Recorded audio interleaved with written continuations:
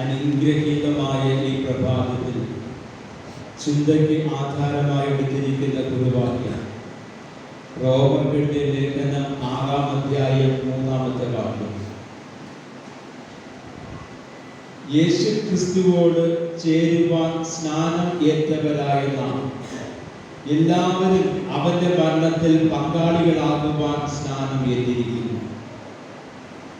യേശു ക്രിസ്തുവോട് ചേരുവാൻ സ്നാനം ഏറ്റവരായ നാം എല്ലാവരും അവന്റെ മരണത്തിൽ പങ്കാളികളാകുവാൻ സ്നാനം ഏറ്റിരിക്കുന്നു. ഒരു നിമിഷം പ്രാർത്ഥന. ദൈവമേ, സ്വർഗസ്ഥ പിതാവേ, അപ്പന്റെ സന്നിധിയിൽ മക്കളെന്ന വണ്ണം അവകാശത്തോടുകൂടെ ഞങ്ങൾ തിരുസന്നിധിയിലായിരുന്നു അങ്ങേ ആരാധിക്കുവാൻ, അങ്ങേ മഹത്വീകരിക്കുവാൻ ഞങ്ങളുടെ ജീവിതത്തിൽ ഒരു അവസരം കൂടെ നൽകിയ വലിയ കൃപകൾക്കായി സ്തോത്രം. ദൈവമേ, ഞങ്ങളുടെ ജീവിതങ്ങളെ ക്രമീകരിക്കുവാൻ, വചനത്തിന്റെ ശക്തി അനുഭവിക്കുവാൻ, വചനത്തെ അനുസരിക്കുവാൻ, വചന ശുശ്രൂഷയിലൂടെ അവിടുന്ന് ഞങ്ങളെ സഹായിക്കണമേ എന്ന് പ്രാർത്ഥിക്കുന്നു. തിരുസന്നിധിയിലായിരിക്കുന്ന ഈ പ്രിയജനത്തോടും വചനം സംസാരിക്കുന്ന അടിയനോടും അവിടുത്തെ പരിശുദ്ധാത്മാവിന്റെ കൃപ പകർന്ന് നല്ല ചിന്തകളാൽ അവിടുന്ന് ഞങ്ങളെ നയിക്കണം. യേശു ക്രിസ്തുവിൻ ധന്യമുള്ള നാമത്തിൽ തന്നെ ആമേൻ.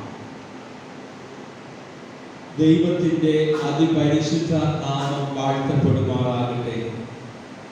വളരെ അനുഗ്രഹീതമായ ആരാധനയിലൂടെ ദൈവസന്നിധിയിൽ വിശ്വസ്ത സാക്ഷികളായി ജീവിക്കാൻ ദൈവം നമ്മെ നിയോഗിച്ചിരിക്കുകയാണ്. ആ ഒരു പ്രാർത്ഥനയോടുകൂടെ ദൈവത്തെ ആരാധിക്കുവാൻ കടന്നു വന്നിരിക്കുന്ന പ്രിയ ദൈവജനമേ, ദൈവം നിങ്ങളെല്ലാവരെയും സമൃദ്ധിയായി അനുഗ്രഹിക്കട്ടെ എന്ന് ഞാൻ പ്രാർത്ഥിക്കുന്നു.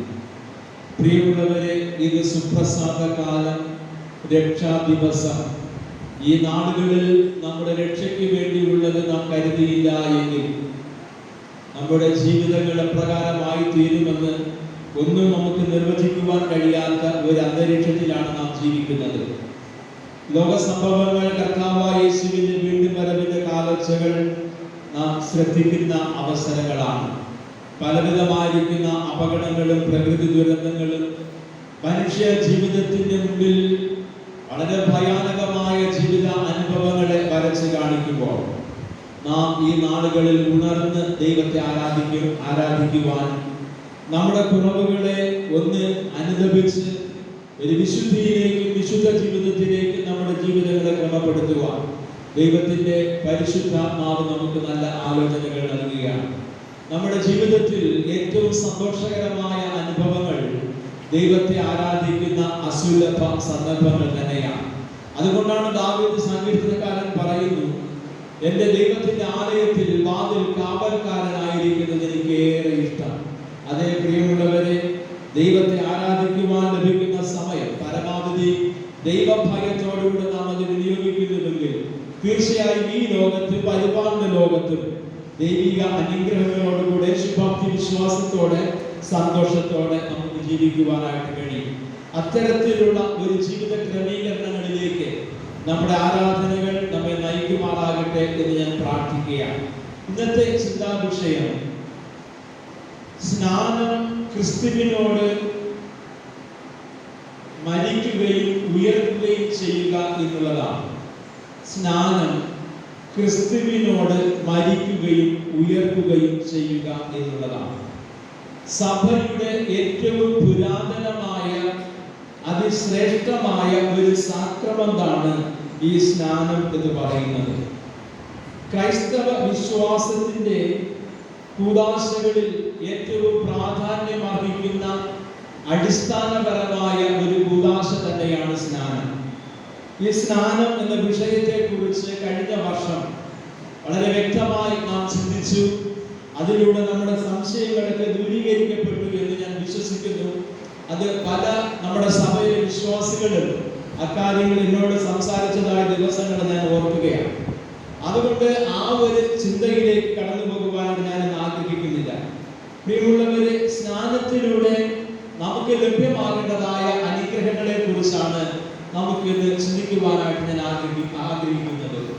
സ്നാനത്തെ കുറിച്ച് സഭാപരമായ ചില വ്യത്യാസങ്ങൾ, വിമർശനങ്ങളൊക്കെ ഇന്ന് നിലനിൽക്കുന്നുണ്ട്. അത് യാഥാർത്ഥ്യം തന്നെ എങ്കിലും യേശു കർത്താവിന്റെ കൽപ്പന അനുസരിക്കുന്നതും യേശു ക്രിസ്തുവിനെ പരസ്യമായി സാക്ഷിക്കുന്നതുമായ ഒരു ആത്മീയ അനുഭവം ഈ സ്നാനം എന്ന കൂദാശയിൽ അന്തർലീനമായിരിക്കുകയാണ്. അതായത് യേശു ക്രിസ്തുവിന്റെ കൽപ്പന അനുസരിക്കുക, യേശുവിനെ പരസ്യമായി സാക്ഷിക്കുക. ഈ അനുഭവങ്ങളൊക്കെ സ്നാനത്തിന്റെ ആത്മീയ ദർശനങ്ങളാണ്. അപ്പോൾ സ്നാനത്തിലൂടെ ഒരു വ്യക്തി ക്രൂശിക്കപ്പെട്ടവനായ യേശുവിനോട് ചേരുകയും യേശുവിനോടൊപ്പം മരിക്കുകയും യേശുവിനോടൊപ്പം ഉയർത്തെഴുന്നേൽക്കുകയും ചെയ്യുന്നതായ ഒരു അനുഭവമായിട്ടാണ് വേദപുസ്തകം ലേഖന ഭാഗങ്ങളിലൂടെ നമ്മെ പഠിപ്പിക്കുന്നത്. നാം എന്തിന് സ്നാനം ഏൽക്കണം എന്നുള്ളതായ ചോദ്യത്തിന് പൗലോസ് നൽകുന്നതായ ചിന്തയാണ് ഇന്നത്തെ റോമർക്ക് എഴുതിയ ലേഖനം 6-ാം അധ്യായത്തിന്റെ 3-ാം വാക്യത്തിൽ യേശു ക്രിസ്തുവിനോട് ചേരുവാൻ സ്നാനം ഏറ്റവരായ നാം. പ്രിയമുള്ളവരെ, നമ്മുടെ സ്നാനം വിമർശനങ്ങൾക്ക് വിധേയപ്പെടുത്തേണ്ട ഒന്നല്ല, പിന്നെയോ അതിന്റെ ആത്മീയ അർത്ഥങ്ങളിലേക്കാണ് നമ്മുടെ ചിന്തയെ നയിക്കേണ്ടത്. ഇപ്പോൾ നാം സ്നാനമേറ്റിരിക്കുന്നത് കർത്താവായ യേശുവിനോട് ചേരുവാനും യേശുവിനോടുകൂടെ ക്രൂശിക്കപ്പെട്ട് അടക്കപ്പെട്ട് ഉയർപ്പിന്റെ അനുഭവങ്ങളിലേക്ക് കടന്നു വരുന്ന ഒരു ഉയർപ്പിന്റെ അനുഭവമാണ് സ്നാനത്തിലൂടെ നമുക്ക് മനസ്സിലാക്കുവാനായിട്ട് കഴിയുന്നത്. ഇപ്പോൾ ക്രിസ്തീയ വിശ്വാസ രൂപീകരണത്തിൽ സ്നാനം എന്ന കൂദാശ വളരെ അത്യന്താപേക്ഷിതമായ ഒരു ആത്മീയ അനുഭവം തന്നെയാണ്. കർത്താവായ യേശുവിൽ നമ്മെ ഒരുമിപ്പിച്ച് നിർത്തുന്ന ഒരു കൂദാശ തന്നെയാണ് ഈ സ്നാനം എന്ന് പറയുന്നത്. അതുകൊണ്ട് സ്നാനത്തെ കുറിച്ച് പൗലോസ് എഫേസ്യ ലേഖനം 4-ാം അധ്യായത്തിന്റെ 5-ാം വാക്യത്തിൽ ഇപ്രകാരം പറയുന്നു: വിശ്വാസം ഒന്ന്, സ്നാനം ഒന്ന്, എല്ലാവർക്കും ദൈവം ഒരുവൻ മാത്രമാണ്. ഇതിന്റെ വിശദീകരണങ്ങളൊക്കെ കഴിഞ്ഞ നാളുകളിലൊക്കെ നാം ചിന്തിച്ചു. അതായത് പൗലോസ് പറയുന്നത്, സ്നാനത്തെ കുറിച്ച് പറയുന്നത് ഒരേ ഒരു സ്നാനം, ഒരേ ഒരു വിശ്വാസം, ഒരേ ഒരു ദൈവം. അതാകുന്നു നമ്മുടെ വിശ്വാസ പ്രമാണം എന്നുള്ളത് അടിവരയിട്ട് നാം മനസ്സിലാക്കേണ്ടതായിട്ടുണ്ട്. ഇപ്പോൾ സ്നാനത്തെ കുറിച്ചുള്ള തർക്കങ്ങൾ ബൈബിൾ നമ്മെ പഠിപ്പിക്കുന്നില്ല. നാം വളരെയധികം മനസ്സിലാക്കേണ്ടതായ ഒരു കാര്യമാണ്. സ്നാനത്തെ കുറിച്ച് ഒരു തർക്കവും വേദപുസ്തകം നമ്മെ പഠിപ്പിക്കുന്നില്ല. എന്നാൽ വിശ്വാസത്തിലും ക്രിസ്തുവിലുള്ള ഐക്യത്തിന്റെ ദർശനവുമാണ് സ്നാനത്തിലൂടെ നമുക്ക് അനുഭവിക്കുവാനായിട്ട് കഴിയുന്നത്. അതായത് കർത്താവായ യേശുവിനുള്ള വിശ്വാസത്താൽ യേശുവിനുള്ള ഒരു ഐക്യദാർഢ്യത്തോടുകൂടെ ക്രിസ്തുവിൽ നാം ഒന്നായി തീരുന്ന ഒരു അനുഭവമായിട്ടാണ് സ്നാനത്തെ ബൈബിൾ പഠിപ്പിക്കുന്നത്. അപ്പോൾ സ്നാനം ഒരു പ്രതീകാത്മകമായ കർമ്മമായിട്ടാണ് വേദപുസ്തകത്തിൽ നമുക്ക് കാണുവാനായിട്ട് കഴിയുന്നത്. സ്നാനത്തെ കുറിച്ചുള്ള പൗലോസിന്റെ പഠിപ്പിക്കലുകളാണ് കൂടുതലായിട്ട് നമുക്ക് ഉദാഹരിക്കുവാനായിട്ട് കഴിയുന്നത്. പൗലോസ് പറയുന്നത് സ്നാനം ഒരു പ്രതീകാത്മകമായ കർമ്മം എന്നുള്ളത് തന്നെയാണ്. 1 കൊരിന്ത്യർ 1-ാം അധ്യായത്തിന്റെ 13 മുതൽ 17 വരെയുള്ള ഭാഗങ്ങളിൽ അത് സ്നാനത്തെ കുറിച്ചുള്ള വിഭാഗീയ തർക്കങ്ങളെ എല്ലാം പൗലോസ് തള്ളിക്കളയുകയാണ് ചെയ്യുന്നത്. ഈ സ്നാനത്തെ കുറിച്ചുള്ള തർക്കങ്ങളെ എല്ലാം തള്ളിക്കളയുകയും സ്നാനത്തെ കുറിച്ച് പുതിയ ഒരു ദർശനത്തിലേക്ക് പൗലോസിനെ ദൈവം ഇവിടെ വഴി നടത്തുകയും ചെയ്യുന്നു.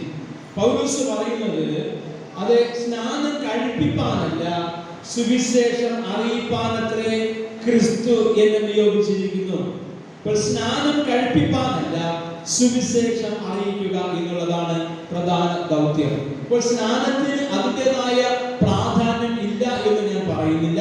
സ്നാനം വളരെ ആത്മീയമായ വിശ്വാസപരമായ അർത്ഥതലങ്ങൾ അതിലുണ്ട്. അതിനേക്കാൾ ഉപരിയായി വചനത്തിനാണ് നാം പ്രാധാന്യം കൊടുക്കേണ്ടത്. പ്രിയമുള്ളവരെ, ദൈവ വചനത്തിന്റെ നാം പ്രാവർത്തികമാക്കുന്ന ഒരു കർമ്മം മാത്രമാണ് ഈ സ്നാനം എന്ന് പറയുന്നത്. എന്നാൽ ദൈവ വചനത്തിലൂടെ ലഭ്യമാകുന്ന ദൈവത്തിന്റെ കൃപകൾക്കാണ് കൂടുതലായിട്ടും നാം പ്രാധാന്യം അർഹിക്കേണ്ടത് എന്നുള്ളതാണ്. അപ്പോൾ യേശു ക്രിസ്തുവിനെ കർത്താവും രക്ഷിതാവുമായി അംഗീകരിക്കുന്ന ഒരു ഉടമ്പടി തന്നെയാണ് ഈ സ്നാനം എന്ന് പറയുന്ന ശുശ്രൂഷ. അപ്പൊ ദൈവത്തിന് നമ്മുടെ മേൽ പ്രവർത്തിക്കുവാൻ, ദൈവത്തിന്റെ സന്നിധിയിൽ നമ്മെ വിനയപ്പെടുത്തുന്ന, നമ്മെ സമർപ്പിക്കുന്ന, ദൈവത്തിന് വേണ്ടി നമ്മെ ഏൽപ്പിച്ചു കൊടുക്കുന്ന ഒരു ശുശ്രൂഷ തന്നെയാണ് സ്നാനം. ഇപ്പോൾ ദൈവത്തിന് നമ്മൾ പ്രവർത്തിക്കുവാൻ വലിയ ജലാശയങ്ങളൊന്നും വേണ്ട. വിശുദ്ധമായ ജലമായി വേർതിരിച്ച് വിശുദ്ധിയുടെ പ്രതീകമായ അൾത്താരയിൽ വെച്ച് സ്നാന ശുശ്രൂഷകൾ നമ്മൾ നിർവഹിക്കപ്പെടുമ്പോൾ അതിലൂടെ ദൈവത്തിന്റെ അദൃശ്യമായ കരം നമ്മിൽ വ്യാപരിക്കുന്നു. ഇതാകുന്നു ക്രൈസ്തവ സഭയുടെ വിശ്വാസം എന്ന് പറയുന്നത്. ഇപ്പോൾ സ്നാനം ഒരു പ്രതീകാത്മകമായ ഒരു കർമ്മം മാത്രമേ ആകുന്നുള്ളൂ. അതിലൂടെ ആന്തരികമായ ഒരു പരിവർത്തനവും, അതിലൂടെ ദൈവത്തിന്റെ പരിശുദ്ധാത്മാവിന്റെ കൃപ നമ്മിലേക്ക് വ്യാപരിക്കുകയും ചെയ്യുമ്പോഴാണ് സ്നാനം അർത്ഥവത്തായി തീരുന്നത്. അതല്ലെങ്കിൽ ഉപരിപ്ലവമായ ഒരു ആചാരമായി മാത്രം അധപതിക്കുന്നു എന്നുള്ളതാണ്. അപ്പോൾ സ്നാനത്തെ ക്രിസ്തുവിൽ നമ്മെ ഒരുമിപ്പിക്കുന്ന ഒരു കൂദാശയായിട്ടാണ് നമുക്ക് മനസ്സിലാക്കുവാനായിട്ട് കഴിയുന്നത്. വേദപുസ്തകം പഠിപ്പിക്കുന്നു, ഏക കർത്താവ്, ഏക സ്നാനം. ഇതൊരു വിശാലമായ ഒരു ദർശനമാണ്. കർത്താവായ യേശുക്രിസ്തുവിന്റെ രക്തത്താൽ വീണ്ടെടുക്കപ്പെട്ട ദൈവജനത്തിന് ഈ സ്നാനം എന്ന കൂദാശയിലൂടെ കർത്താവായ യേശുവിനെ രക്ഷിതാവായി സ്വീകരിച്ച് കർത്താവായ യേശുവിനെ ആരാധിക്കുവാൻ അവന് വേണ്ടി വിധേയപ്പെടുത്തുന്നതായ ഒരു അനുഭവമായിട്ട് ഈ സ്നാനത്തെ നമുക്കിവിടെ കണ്ടെത്തുവാനായിട്ട് കഴിയുന്നു. അപ്പോൾ യേശു ക്രിസ്തു എന്ന ഏക കർത്താവിന്റെ കീഴിൽ ദൈവമക്കളായി നമ്മെ ഒരുമിപ്പിച്ച് നിർത്തുന്ന ഒരു കൂദാശയാണ് സ്നാനം എന്ന് പറയുന്നത്. യേശു ക്രിസ്തുവാകുന്ന ഏക കർത്താവിന്റെ കീഴിൽ ദൈവമക്കളായി നമ്മെ ഒരുമിപ്പിച്ച് നിർത്തുന്ന, വിഭാഗീയതയുടെ എല്ലാ തലങ്ങളെയും മാറ്റിക്കൊണ്ട് ഐക്യതയുടെ അനുഭവത്തിൽ ക്രിസ്തുവിൽ നാം ഒരു ശരീരമായി മാറ്റപ്പെടുന്ന അനുഭവം. അതുകൊണ്ടാണ് യേശു പറഞ്ഞത്, ഞാൻ വാതിലാകുന്നു, എന്നിലൂടെ കടക്കുന്നവൻ എല്ലാവരും രക്ഷപ്പെടും. അപ്പൊ യേശുവാകുന്ന ഈ വാതിലിലൂടെ കടക്കുവാനുള്ള ഒരു മാർഗമായിട്ട് നമുക്ക് ഈ സ്നാനത്തെ അംഗീകരിക്കാം. എന്നാൽ ഈ സ്നാനത്തിലൂടെ ആന്തരികമായ പരിവർത്തനങ്ങൾ സംഭവിച്ചില്ല എങ്കിൽ ഈ സ്നാനം എന്ന് പറയുന്നത് വെറും ഉപരിപ്ലവമായ ഒരു ആചാരം മാത്രമേ ആയി മാറുന്നുള്ളൂ. എന്നാൽ സ്നാനത്തിലൂടെ ആന്തരികമായ ഒരു പരിവർത്തനവും, ഒരു വിശ്വാസ ജീവിതത്തിലേക്കുള്ള പ്രയാണവും, ഒരു മാനസാന്തരത്തിന്റെ അനുഭവവും നമ്മൾ ആവിർഭവിക്കേണ്ടതായിട്ടുണ്ടെങ്കിൽ മാത്രമേ ഈ സ്നാനത്തിലൂടെ നമുക്ക് രക്ഷ പ്രാപിക്കുവാനായിട്ട് കഴിയും. കർത്താവായ യേശുക്രിസ്തുവിന്റെ ആ നന്മ നമ്മുടെ ജീവിതത്തിലേക്ക് പ്രാവർത്തികമാകുവാൻ, കർത്താവിനെ അറിഞ്ഞ് ജീവിക്കുവാൻ, കർത്താവിൽ ആശ്രയം വെക്കുവാൻ ഈ സ്നാനം നമ്മെ സഹായിക്കുന്നു എന്നുള്ളതാണ്. ഇവിടെയാണ് യേശു പറഞ്ഞത്, ഒരിടയനും ഒരു ആട്ടിൻകൂട്ടവും എന്ന ആത്മീയ ദർശനത്തിലേക്കുള്ള നമ്മുടെ യാത്ര. പ്രിയമുള്ളവരെ, ഇന്ന് ക്രിസ്തു സഭ വിഭാഗിക്കപ്പെട്ടിരിക്കുന്ന അനുഭവങ്ങളിൽ പലവിധമായിരിക്കുന്ന ആശയങ്ങളും സിദ്ധാന്തപരമായ അനുഭവങ്ങളിലൂടെ പരസ്പരം വിമർശിക്കുമ്പോൾ നാം മനസ്സിലാക്കേണ്ടത് കർത്താവായ യേശു പറഞ്ഞത് ഇപ്രകാരമാണ്, ഒരിടയനും ഒരു ആട്ടിൻകൂട്ടവുമായി തീരും. അത് സാർവലൗകിക സഭയുടെ അടിസ്ഥാനത്തെ കുറിച്ചാണ് നമുക്കിവിടെ കാണുവാനായിട്ട് കഴിയുന്നത്. ഇവിടെ ദൈവത്തിന്റെ വചനം നമുക്ക് നൽകുന്ന നല്ല ചിന്ത, ഈ സ്നാനത്തിലൂടെ ഒരു ആന്തരികമായ ഒരു പരിവർത്തനം നമ്മുടെ ജീവിതത്തിൽ ആവശ്യമായിരിക്കുന്നു. ഇവിടെ സ്നാനത്തിലൂടെ നമ്മുടെ ജീവിതത്തിൽ സംഭവിക്കുന്ന ചില പ്രധാന കാര്യങ്ങളുണ്ട്. ഒന്നാമത്, ക്രിസ്തുവിനോട് നാം ഐക്യപ്പെടുന്ന ഒരു ആത്മീയ അനുഭവമായിട്ടാണ് ഈ സ്നാനത്തെ വേദപുസ്തകം പഠിപ്പിക്കുന്നത്. ലോകത്തോടുള്ള ലൗകിക ഭ്രമങ്ങളിൽ നിന്ന് വിടുതൽ പ്രാപിച്ച് അത് ക്രിസ്തുവിനോട് ചേരുന്ന, ക്രിസ്തുവിലായി തീരുന്ന ഒരു പുതിയ അനുഭവം. അതുകൊണ്ടാണ് പൗലോസ് പറയുന്നത്, ഒരുവൻ ക്രിസ്തുവിലായി തീർന്നാൽ അവൻ പുതിയ സൃഷ്ടി. അത് ആ ഒരു അനുഭവത്തിലേക്ക് പ്രവേശിക്കുന്നതാണ് സ്നാനം. അപ്പോൾ ക്രിസ്തുവിനോട് ഐക്യപ്പെടുന്ന ഒരു അനുഭവമാണ് സ്നാനം. സ്നാനം എന്ന വിശുദ്ധ കൂദാശ സ്വീകരിച്ചതിന് ശേഷം ലോക മനുഷ്യരെ പോലെ ജീവിച്ചിട്ട് അവൻ ദൈവരാജ്യത്തിൽ പോകുമെന്ന് പറഞ്ഞാൽ അത് അർത്ഥശൂന്യമായ അനുഭവമാണ്. അപ്പോൾ സ്നാനത്തിലൂടെ ക്രിസ്തുവിനോടുകൂടെ ഐക്യപ്പെടുന്ന ഒരു മനോഭാവമാണ് നാം വളർത്തിയെടുക്കേണ്ടത്. നമ്മുടെ ജീവിതത്തിന്റെ എല്ലാ മേഖലകളിലും, അത് ദൈവാലയത്തിൽ വരുമ്പോൾ മാത്രമല്ല, കുടുംബ ജീവിതത്തിന്റെ എല്ലാ തലങ്ങളിലും, സാമൂഹിക ജീവിതത്തിന്റെ എല്ലാ തലങ്ങളിലും, നമ്മുടെ തൊഴിൽ മേഖലയിലും നാം ക്രിസ്തുവിനോട് ഐക്യപ്പെട്ടു നിൽക്കുന്ന ഒരു മനോഭാവത്തിൽ നമ്മുടെ പ്രവർത്തനങ്ങളെ ക്രമീകരിക്കേണ്ടതായിട്ടുണ്ട്. രണ്ടാമത്, നാം ക്രിസ്തുവിന്റെ മരണത്തിലും പുനരുത്ഥാനത്തിലും പങ്കാളികളായി തീരുന്ന അനുഭവമാണ് സ്നാനം എന്ന് പറയുന്നത്. ഇപ്പൊ ക്രിസ്തുവിന്റെ മരണത്തോടുകൂടെ നാം ഐക്യപ്പെടുമ്പോൾ നമ്മുടെ ഈ ലോകപരമായ ലൗകിക മനുഷ്യൻ മരിക്കുകയും ക്രിസ്തുവിനോടുകൂടെ ഉയർത്തപ്പെടുന്ന ഒരു അനുഭവം എന്ന് പറയുമ്പോൾ ആത്മീയ മനുഷ്യനായി നാം ഉയർന്ന് ശോഭിക്കുന്നതായ ഒരു അനുഭവത്തെ കുറിച്ചാണ് ഇവിടെ നമുക്ക് കാണുവാനായിട്ട് കഴിയുന്നത്. ഇവിടെ സ്നാനത്തിൽ അന്തർഭവിച്ചിരിക്കുന്നതായ ആത്മീയ സത്യം എന്ന് പറയുന്നത്, ഒന്ന്, നാം ക്രിസ്തുവിനോട് ഐക്യപ്പെടുന്നു. രണ്ട്, ക്രിസ്തുവിന്റെ മരണത്തിലും പുനരുത്ഥാനത്തിലും നാം പങ്കാളികളായി തീരുന്നു. മൂന്നാമത്, ക്രിസ്തുവിന്റെ ശരീരമായ സഭയോട് നാം ചേർക്കപ്പെടുന്ന ഒരു ആത്മീയ അനുഭവം തന്നെയാണ് സ്നാനം എന്ന് പറയുന്നത്. സഭ എന്ന് പറയുന്നത് ഇന്ന് കാണുന്നതായ അത് നാമമാത്രമായ സഭകളെ കുറിച്ചല്ല പറയുന്നത്. ക്രിസ്തുവിന്റെ സഭയാകുന്ന സർവ ലൗകിക സഭയെ കുറിച്ചാണ്. ആ ക്രിസ്തുവിന്റെ ശരീരമായ സഭയോട് നമ്മൾ ചേർക്കപ്പെടുന്ന ഒരു വിശുദ്ധ കൂദാശ തന്നെയാണ് ഈ സ്നാനം എന്ന് പറയുന്നത്. ഇത്തരത്തിലുള്ള അതേ ആത്മീയ അനുഭവങ്ങൾ നമ്മുടെ ജീവിതത്തിലേക്ക് പകരപ്പെടുന്ന കൂദാശയാണ് ഈ സ്നാനം എന്ന് പറയുന്നത്. ഇപ്പൊ ക്രിസ്തീയ സ്നാനം കൊണ്ട് അർത്ഥമാക്കുന്നത് ശാരീരികമായ ഒരു ശുദ്ധീകരണം മാത്രമല്ല, ആത്മീയമായ ഒരു പരിവർത്തനവുമാണ്. ശാരീരികമായ ശുദ്ധീകരണമെങ്കിൽ നാം കുളിച്ചാൽ മാത്രം മതിയായിരുന്നു. എന്നാൽ ക്രിസ്തുവിന്റെ സ്നാനത്തോട് നാം ഏകീഭവിക്കുമ്പോൾ ശാരീരികമായ വിശുദ്ധീകരണത്തോടൊപ്പം ഒരു ആത്മീയ വിശുദ്ധീകരണത്തിലേക്ക് നാം പ്രവേശിക്കേണ്ടതായിട്ടുണ്ട്.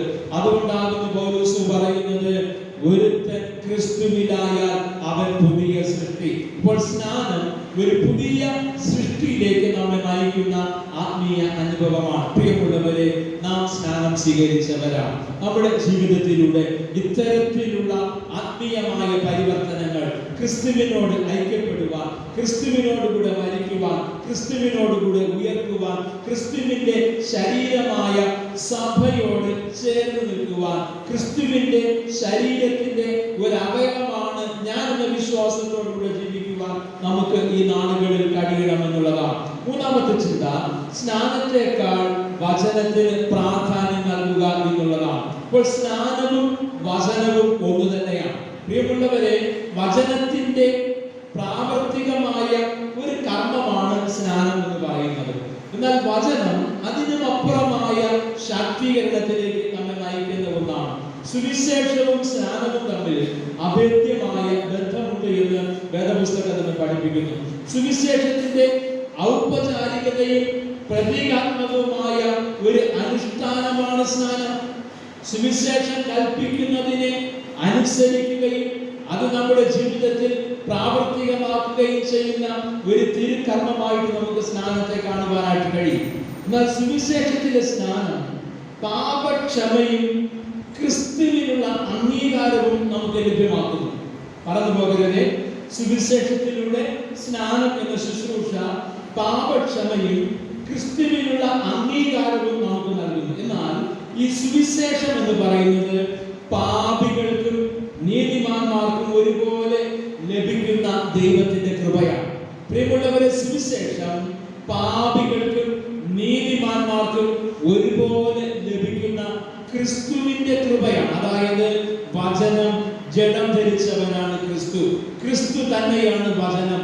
ആ വചനത്തിന്റെ പ്രാവർത്തികമായ ഒരു കർമ്മമാണ് ഈ സ്നാനം എന്ന് പറയുന്നത്. അപ്പോൾ രണ്ടും തമ്മിൽ അഭേദ്യമായി ബന്ധമുണ്ട് എങ്കിൽ തന്നെയും അത് കൂടുതൽ വചനത്തിനാണ് നാം പ്രാധാന്യം നൽകേണ്ടത് എന്നുള്ളതാണ്. യോഹന്നാന്റെ സുവിശേഷം 15-ാം അധ്യായത്തിന്റെ 3-ാം വാക്യത്തിൽ യേശു പറയുന്നു, ഞാൻ നിങ്ങളോട് സംസാരിച്ച വചന നിമിത്തം നിങ്ങൾ ഇപ്പോൾ ശുദ്ധിയുള്ളവർ ആയിരിക്കുന്നു. അത് നിങ്ങൾ കേൾക്കുന്ന വചന നിമിത്തം നിങ്ങൾ ശുദ്ധിയുള്ളവരാണ്.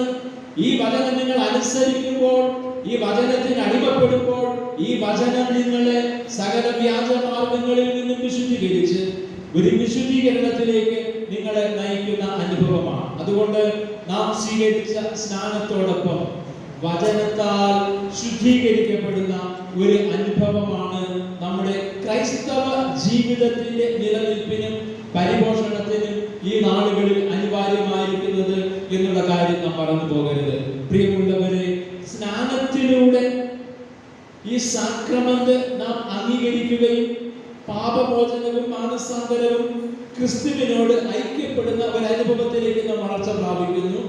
എന്നാൽ വചനത്തിലൂടെ ഒരു വിശുദ്ധീകരണത്തിലേക്ക്, ഒരു ശാക്തീകരണത്തിലേക്ക് നാം വളരുന്നില്ല എങ്കിൽ നാം ഏറ്റതായ സ്നാനം നമ്മുടെ ജീവിതത്തിൽ ഫലകരമായി പ്രവർത്തിക്കുകയില്ല എന്നുള്ളതാണ് വേദപുസ്തകത്തിലൂടെ നമ്മെ പഠിപ്പിക്കുന്നത്. അപ്പോൾ നമ്മുടെ ജീവിതത്തിൽ നാം സ്വീകരിച്ചിരിക്കുന്ന സ്നാനം, പിതാവിന്റെയും പുത്രന്റെയും പരിശുദ്ധാത്മാവിന്റെ നാമത്തിൽ സ്വീകരിച്ചിരിക്കുന്ന സ്നാനം നമ്മുടെ ജീവിതത്തെ ഒരു വിശുദ്ധീകരണത്തിലേക്ക്, ഒരു ആത്മീയ വളർച്ചയിലേക്ക് നമ്മെ നയിക്കുന്നത് ഈ വചനത്താൽ നാം പരിപോഷിപ്പിക്കപ്പെടുമ്പോഴാണ്. അപ്പോൾ വചനമാണ് നമ്മെ ശാക്തീകരിക്കുന്നത്. വചനം അനുസരിക്കുന്നതിലൂടെയാണ് സ്നാനം എന്ന കർമ്മം ഒരു കൂദാശയായി, ഒരു സാക്രമന്തായി നമ്മുടെ ജീവിതത്തെ അത് പരിപോഷിപ്പിക്കപ്പെടുന്നത് എന്നുള്ള കാര്യം മറന്നു പോകരുത്. അപ്പോൾ ഒരു ദൈവ പൈതലിന് തന്റെ വിശ്വാസ ജീവിതത്തിൽ ഉണ്ടായിരിക്കേണ്ടതായ ഒരു ഉറച്ച നിലപാട് എന്ന് പറയുന്നത് ക്രിസ്തുവിനോട് ചേരുവാൻ സ്നാനമേറ്റിരിക്കുന്നവരായ നാം.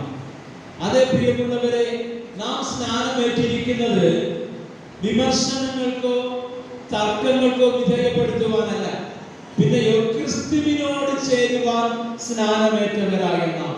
അപ്പോൾ സ്നാനം കേവലം ആചാരമോ അനുഷ്ഠാനപരമോ ആയി മാറാതെ ക്രിസ്തുവിനോടുകൂടെ മരിക്കുകയും ക്രിസ്തുവിനോടുകൂടെ ഉയർത്തപ്പെടുകയും ചെയ്യുന്ന ആത്മീയ അനുഭവമായി മാറ്റപ്പെടുന്ന ഒരു സാക്രമമാണ്. ആ സ്നാനം എന്ന ശുശ്രൂഷയിലൂടെ നാം ക്രിസ്തുവിനോടുകൂടെ ജീവിക്കുന്ന ഒരു അനുഭവം, വചനത്താൽ ശാക്തീകരണം പ്രാപിക്കുന്ന ഒരു അനുഭവം. ആ ഒരു അനുഭവമാണ് ഈ നാടുകളിൽ നമുക്ക് ഏറ്റവും അഭികാമ്യമായിരിക്കുന്നത്. ആ ഒരു ആത്മീയ അനുഭവങ്ങളിലേക്ക് വളരുവാൻ ദൈവം തന്റെ പരിശുദ്ധാത്മാവിനാൽ നമ്മെ ഓരോരുത്തരെയും വഴി നടത്തുമാറാകട്ടെ. ആ